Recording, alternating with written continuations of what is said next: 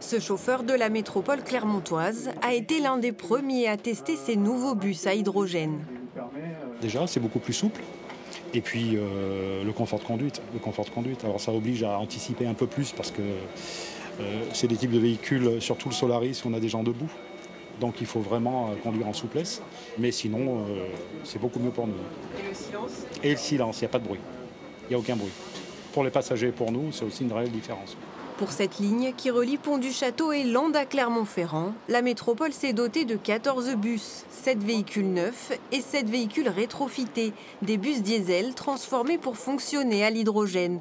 Chacun d'entre eux dispose d'une autonomie d'au moins 300 km. Un véhicule tout électrique, effectivement, peut exercer la même fonction, mais vous allez très vite dépasser parce qu'il va falloir recharger les batteries et surtout le temps de recharge est long. Avec l'hydrogène, on produit de l'électricité à bord du véhicule, ce qui fait qu'on augmente bien sûr l'autonomie du véhicule et on est quasiment proche d'une autonomie d'un véhicule diesel. Et en 15 minutes maximum, on va pouvoir recharger notre véhicule en hydrogène. Tester l'hydrogène, un pari qui pourrait pourtant s'avérer osé, car le système de cette énergie propre reste fragile. Le premier constructeur qu'on avait identifié, qui était un constructeur français, a déposé le bilan il y a quelques mois. Il a donc fallu qu'on trouve un nouveau constructeur, qui est un constructeur polonais. Alors pourquoi avoir fait le choix de l'hydrogène sur cette ligne?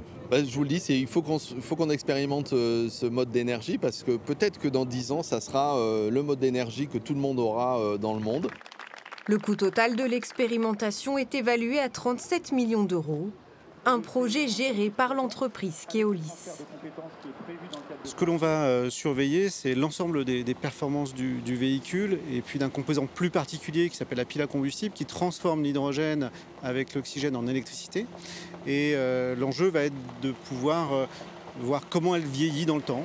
Des bus qui seront ravitaillés ici, à Cournon d'Auvergne, une station à hydrogène accessible à d'autres utilisateurs, comme ce véhicule de la région, qui a aussi misé sur cette énergie propre.